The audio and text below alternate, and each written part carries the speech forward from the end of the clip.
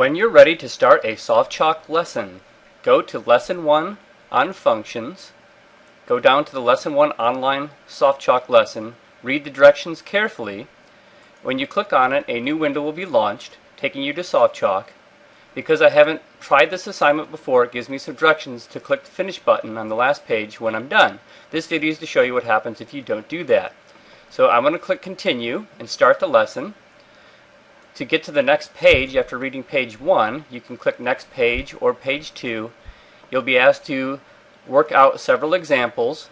There'll be quizzes to take. For example, this quiz has a value of 1. Notice my score is 0 out of 25. If I answer this wrong and I hit check answer, my score still stays 0.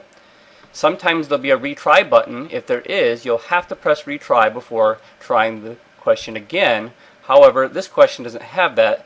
But nonetheless, you can change your answer, hit check answer. When you get it correct, your score will go up. You continue on this fashion, making sure that you fill out every quiz. Hopefully you do this until your score is 25. If you did that, you would be on, say, page 11, where there's a crossword puzzle. You'd be filling that out. When your score gets to a 25, you're going to want to go to the very last page.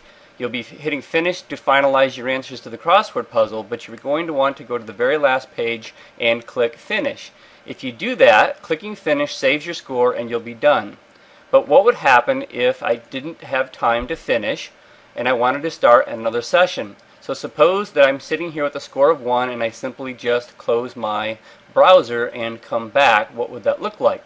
So I'm going to close my browser and pretend it's another day. I come back and click on the softchalk link. What's going to happen is it's going to show up that I had a score of 1, but it was incomplete. As long as you did not click Finish, you can resume back where you left off. But finishing the lesson finalizes the score. If you were to go back, you'd have to start over again.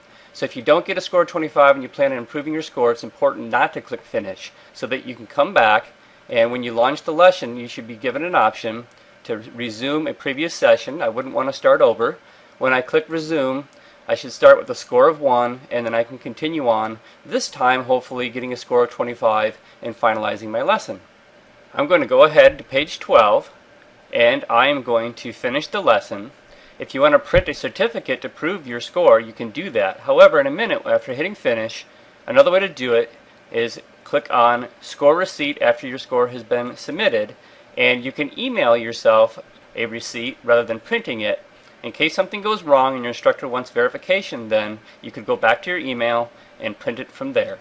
After you email yourself a receipt of your score, the browser will no longer function and you'll have to close the browser.